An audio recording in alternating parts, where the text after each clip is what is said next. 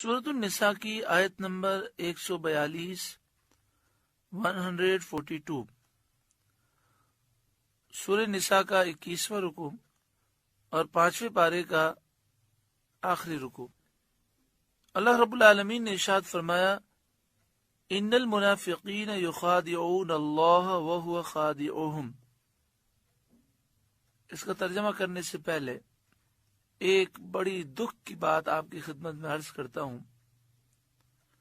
بہت بڑا ظلم ہوا اور یہ بڑی دکھ کی بات ہے کہ جب انگریز یعنی برطانیہ کے عیسائی اور فرانس کے فرانسیسی پوری دنیا کے اسلامی ملکوں پر قابض ہو گئے، تو نہ صرف ہمارے اسلامی ملک چلے گئے ہم سے، اور مسلمانوں نے کئی سال غلامی میں گزارے، بلکہ آج بھی اس کے اثرات موجود ہیں۔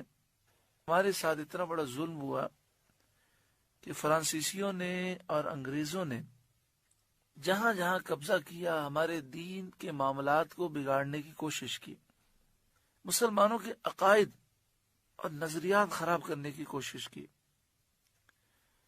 اس کے لیے ایک بڑا خطرناک وار بر صغیر میں تو یہ ہوا کہ انگریزوں نے غلط تراجم کرائے اور پھر غلط ترجمے عام کر دیے۔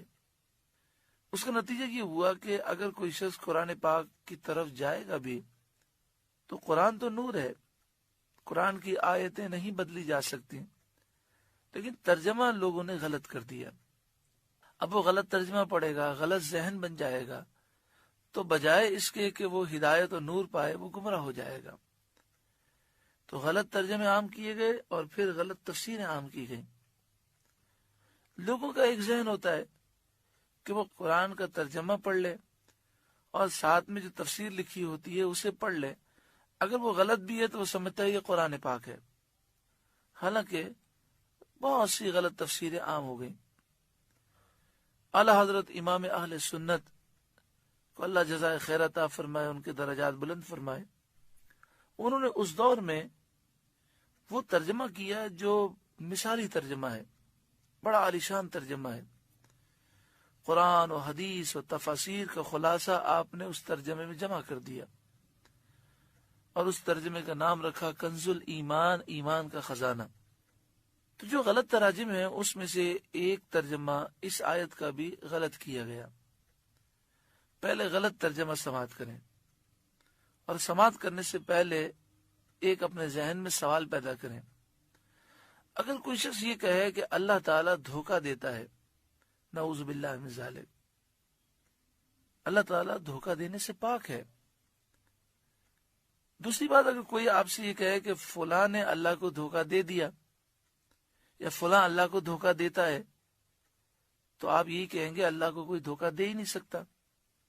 اعلی حضرت امام اہل سنت کے دور میں جو غلط تراجم انگریزوں نے عام کیے، اور آج بھی اگر آپ چاہیں تو تاج کمپنی کی کسی دکان پر بھی کھڑے ہو جائیں، مختلف تراجم اٹھا کر دیکھیں، تو میں چند آیتیں آپ کو بتاتا ہوں، ان آیتوں میں آپ ترجمہ دیکھیں تو وہ ترجمہ آپ غلط پائیں گے۔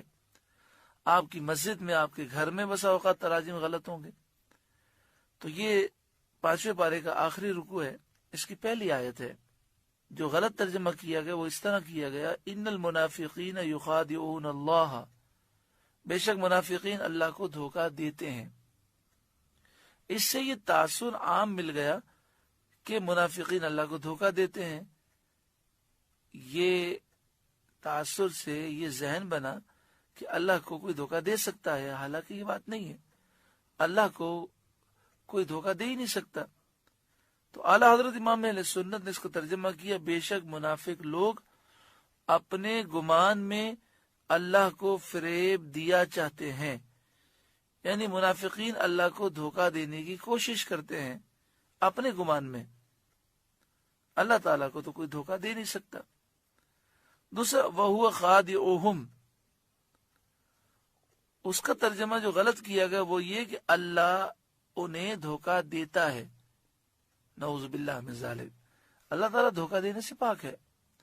تو اعلیٰ حضرت امام اہل سنت نے ترجمہ فرمایا وَهُوَ خَادِعُهُمْ، اور وہی انہیں غافل کر کے مارے گا۔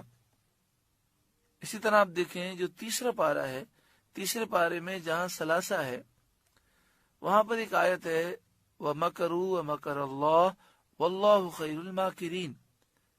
مجھے بتائیے کوئی کہے کہ اللہ تعالیٰ نے فریب دیا تو کیا آپ اس کی بات مانیں گے؟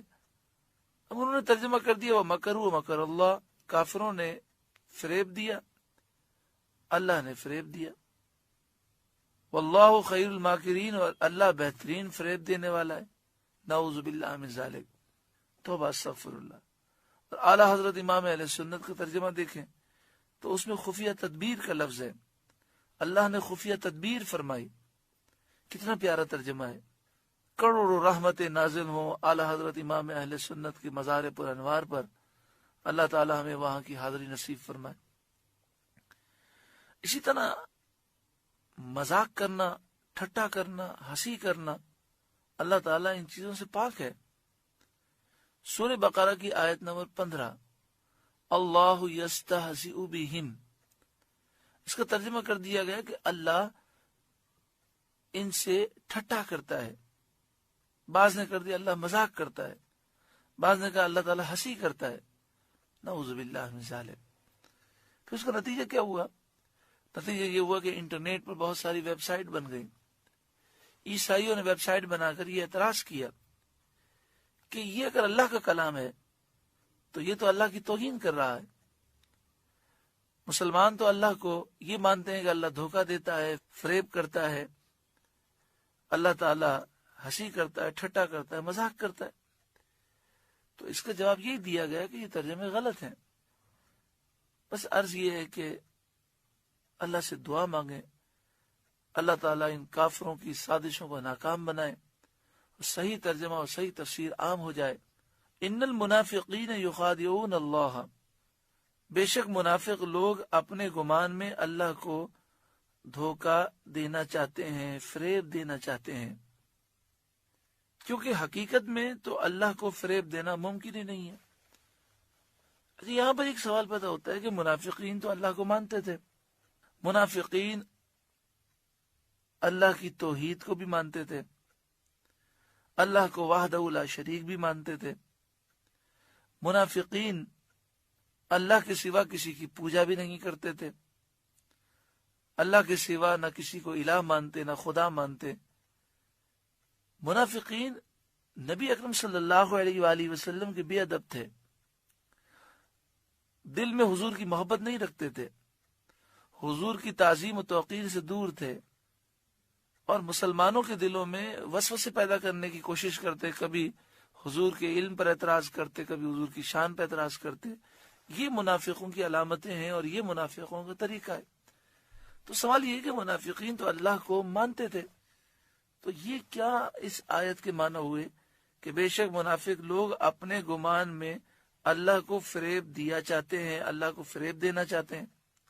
منافقین تو اللہ کو فریب دینے کی کوشش کرتے ہی نہیں تھے۔ تو فرمائے یہاں پر مراد ہے منافقین رسول اللہ کو دھوکہ دینے کی کوشش کرتے ہیں، اور منافقوں کو اس آیت میں یہ بتایا گیا کہ رسول کا اللہ کے دربار میں وہ قرب ہے کہ رسول اللہ کو دھوکہ دینے کی کوشش کرنا در حقیقت اللہ کو دھوکہ دینے کی کوشش کرنا ہے۔ وَهُوَ خَادِعُهُمْ، اور وہی انہیں غافل کر کے مارے گا۔ تو جو نبی اکرم صلی اللہ علیہ وآلہ وسلم کی گستاخی اور بے ادبی کرتا ہے، جو حضور کی تعظیم، محبت اور حضور کی عزت لوگوں کے دلوں سے نکالنے کی کوشش کرتا ہے، جو حضور کی شان و عظمت پر اعتراض کرتا ہے، وسوسے پیدا کرنے کی کوشش کرتا ہے، وہ ایسا برباد ہوتا ہے کہ اسے بھی معلوم نہیں ہوتا کہ میری بربادی کتنی قریب آ چکی ہے۔ وَإِذَا قَامُوا إِلَى الصَّلَاةِ، اور جب نماز کو وہ کھڑے ہوتے ہیں، قاموا کسالى، ہارے جی سے، یعنی سستی کے ساتھ نماز وہ ادا کرتے ہیں، کیونکہ ایمان تو ہے نہیں جس سے عبادت کا ذوق اور لطف انہیں حاصل ہو، صرف ریاکاری و دکھلاوا کرتے ہیں، اس لیے منافقین کو نماز بوجھ محسوس ہوتی ہے۔ اب سوال یہ ہے کہ جب دل میں ذوق نہیں ہے تو پھر یہ لمبی لمبی نمازیں کیوں پڑھتے ہیں؟ کیونکہ منافقین صحابہ کرام کے سامنے لمبی لمبی نمازیں پڑھتے، خوب قرآن پاک کی تلاوت کرتے اور خوب تصنع بناوٹ کرتے کہ ان کے جیسا تو کوئی نیک دنیا میں ہے ہی نہیں۔ گفتگو کرتے تو گفتگو میں ایسا لگتا جیسے بڑی آخرت کی فکر ہے ان کو۔ تو فرمائے یراؤون الناس، لوگوں کو دکھاوا کرتے ہیں۔ یہ لمبی لمبی نمازیں دل سے نہیں پڑھتے، دل میں تو سستی ہے، کاہلی ہے، دل میں تو ذوق نہیں ہے، لیکن لوگوں کو متاثر کرنے کے لیے اور دکھانے کے لیے وہ نمازیں اور دیگر عبادات کرتے ہیں۔ وَلَا يَذْكُرُونَ اللَّهَ إِلَّا قَلِيلًا، اور اللہ کو یاد نہیں کرتے مگر تھوڑا۔ اس طرح کے مسلمانوں کے پاس ہوئے تو نماز پڑھ لی، اور بالکل تنہائی میں اپنے کمرے میں بند ہیں تو نمازوں کی کوئی پرواہ نہیں ہے۔ منافقین جب اپنے گھر میں کمرے میں اکیلے ہیں تو نماز کی انہیں پرواہ نہ ہوتی تھی، لیکن مسلمانوں کے سامنے تو بڑی لمبی لمبی نمازیں پڑھتے تھے۔ تو یہ تو ایک ایسا معاملہ تھا کہ رب العالمین ہی جانتا ہے۔ اس نے بیان فرما دیا وَلَا يَذْكُرُونَ اللَّهَ إِلَّا قَلِيلًا، اور اللہ کو یاد نہیں کرتے مگر تھوڑا۔